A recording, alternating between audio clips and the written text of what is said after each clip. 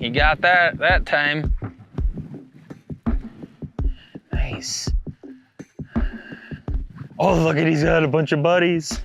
He's got a bunch of buddies. Wow, he actually coming out of the water today.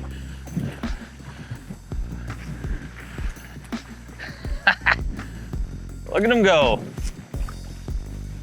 A nice little smallmouth. Get you up into the boat here real quick like. Nice. May have played our cards right and came to the right lake. That's a little arc jerkbait right there. Just a white, pretty white, kind of that minnow profile, of course. Very, very deadly. We're gonna go through a few variations of jerkbaits today and give you a little rundown on, I mean, there's so many of them available that are so fun to fish nowadays. And I have a pile of them in the boat. We're gonna do a little video on jerkbaits. And this video is gonna be a little hybrid of in the studio and out in the field. Nick and I went out filming yesterday and had quite a blast throwing an assortment of different kind of jerkbaits. And I wanna run through just a good solid jerkbait video and the amount of jerkbaits that are available and colors and sizes and just go through a little bit when and where you might find yourself using some of these things. A minnow profile is just never gonna go out of style for a lot of different species of fish, not just bass. You know, on this particular day, we were targeting smallmouths, but jerkbaits are just phenomenal for largemouths. If you're up in the upper Midwest, you know, you have northern pike, you have walleye, you have, a lot of different fish to target with a jerkbait. And that's just the beginning of it. I think a jerkbait, you know, we've done some videos in the past where we actually use little jerkbaits to catch crappies. It's just one of those lures that is just so deadly. Almost all around the world, I think, in my opinion. Now, I don't have a lot of experience in saltwater fishing, and I know that has nothing to do with jerkbait fishing and freshwater or bass or anything, but I just want to touch on the effectiveness of a jerkbait and a minnow profile. Like I said, I'm not much of a saltwater fisherman, but I do love throwing a jerkbait, and I actually had gone to Roatan a little while ago. These two baits actually caught a lot of fish for us. These baits were the ones that kind of made the trip really fun. Throwing jerkbaits. I've caught tuna on these. Wow. This one has been in the mouth of rainbows, barracudas, blackfin tuna. These baits were the ones that kind of made the trip really fun. Double backed with the Canada and got him. No, don't get me in the bush. Oh, shit!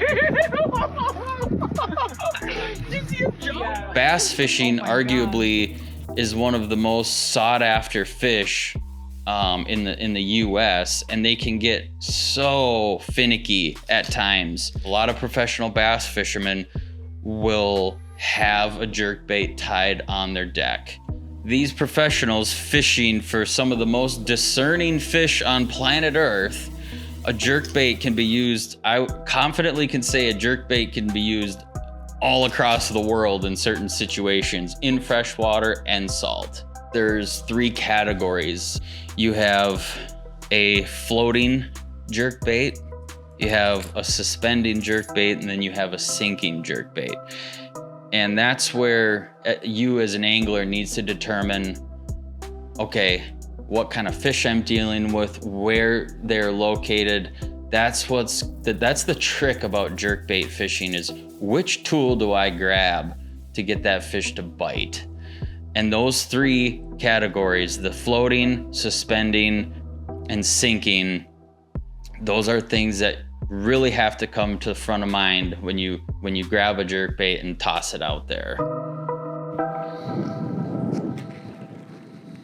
Just enough wind to make it challenging. Got that one.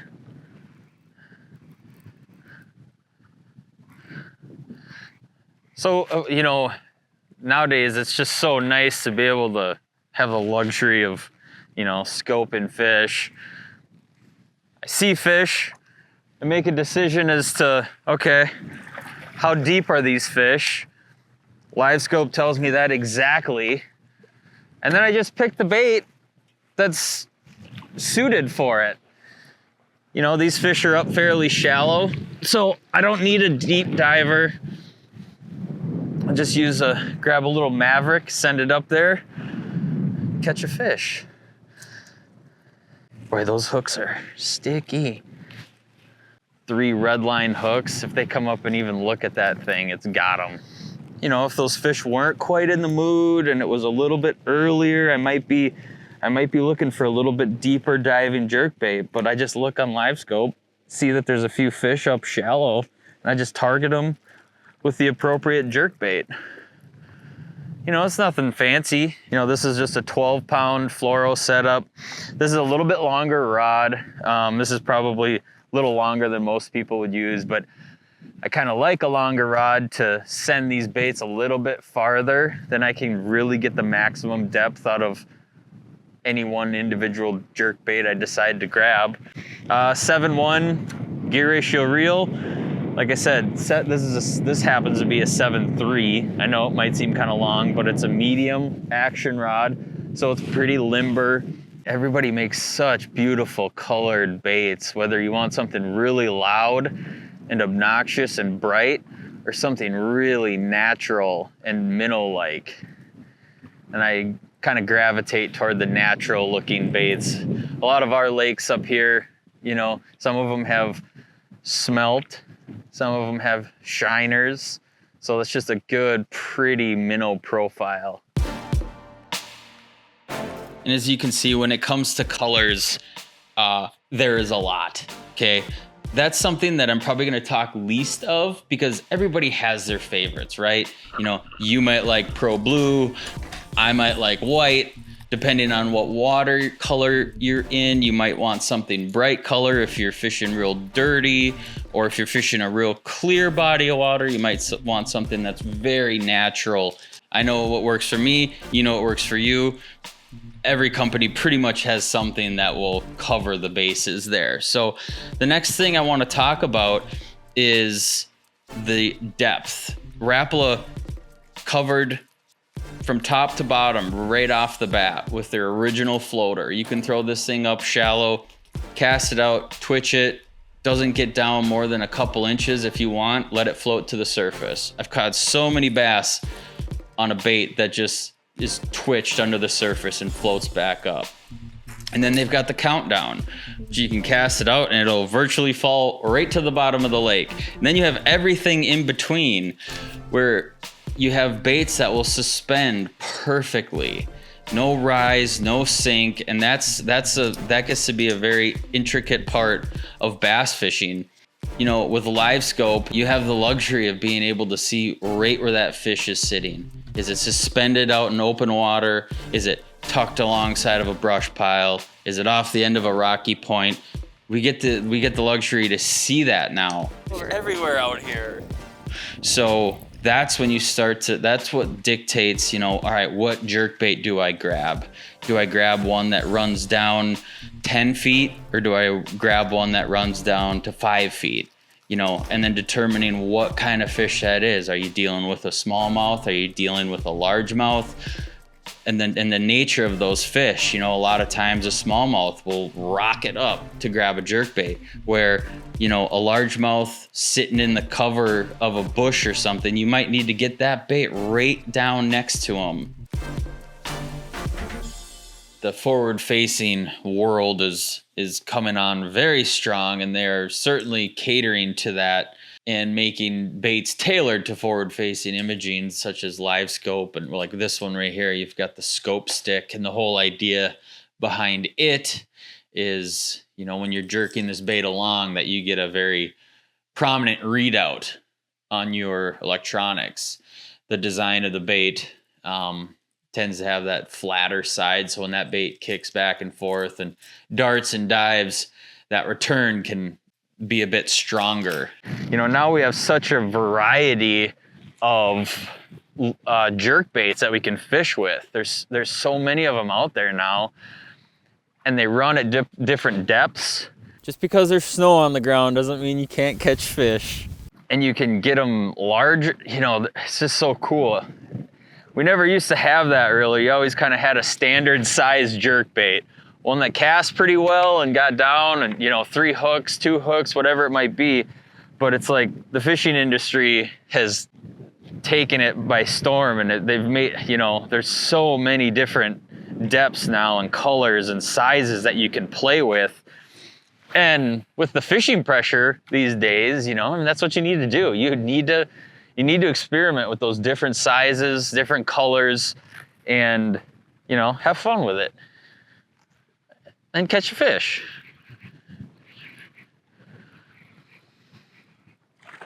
Smaller one. The next thing would be size, I would say, is probably one of the most important. If you can figure out what size bait, as simple as the size of the bait that fish are keying in on. If they're liking something very small, throwing a small little jerk bait such as this, and they're really, really effective. Sometimes they see that 1/10 type size a lot. There's a lot of pressure when it comes to the 1/10 size. So changing that up, giving them something a little bit different to look at, whether it's really, really small or really, really big. I mean, look at the difference between those two.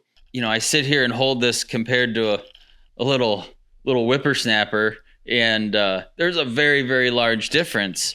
It might shine a little bit more in colder water, or, you know, in the fall, I would definitely gravitate to a bait a little more of this size.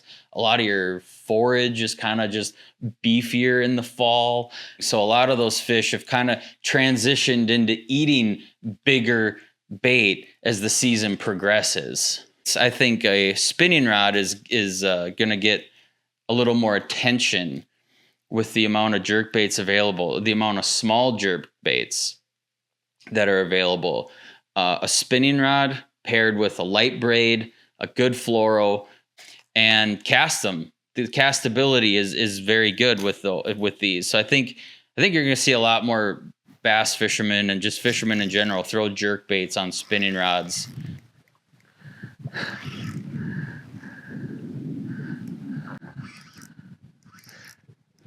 Switch gears a little bit. Went to a spinning rod on a really, really finessey jerk bait.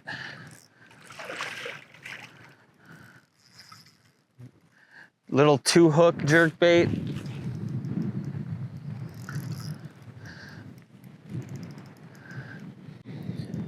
Just to see if I can pick up another bite. Probably gonna head out from this spot. These fish are getting a little bit tired of me. So I was like, well, try something a little bit different. Go with a real small jerk bait.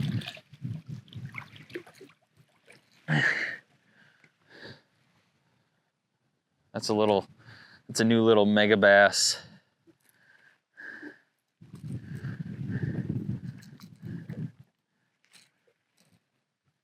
Nanahan. Look how small that little thing is though. So pretty. Runs about the right depth for this situation. Nice smallmouth. Came up and ate it. Cool. There's a number of silent jerkbaits out on the market, and for good reason. And then there's a number of really loud ones, you know? This one sounds like it has a couple bowling balls in it. Paired with a really bright color, this might be a really good bait for dirtier water applications versus something that's a little more natural, something that's silent. It's just one of those things you kind of have to take into consideration where you're fishing, how much pressure the lake gets, noise can be a really key factor. You can sit next to your buddy and throw two different jerk baits, and the noise might be the deciding factor on who gets bit more than the other. Yeah, you're both throwing jerk baits, but sometimes that noise, there is something to that noise of a jerk bait that can really dictate whether that's going to be a good one to throw that day. My wife and I were out, we didn't move the boat for like 2 hours, and she was throwing I think she was throwing a mixed stick, and there was something about that noise of that bait that we determined that was she caught him like 5 to my 1. It was one right after the other for her. It was a noise thing that really made the difference. Coming up.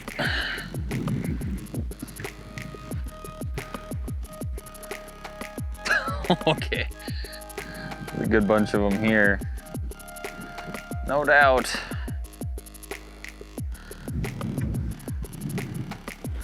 No doubt. I'm just trying to gauge how close I want to get to them. That's my biggest thing, is just I should just drop a waypoint on this Garmin and just run up to it, because this wind is pushing me back, which is fine. I kind of have been wasting a little bit of time just easing back up to them. I don't want to spook them all either, you know. You don't want to run, they're starting to get up shallow. You don't want to run them off their spot. So it's just kind of being a little sensitive to where they like to be and stay back from them. So as you can see, we have two jerk baits here, and one has a larger bill than the other. Typically, a jerk bait with a larger bill is going to tend to dive deeper than a bait with a smaller bill.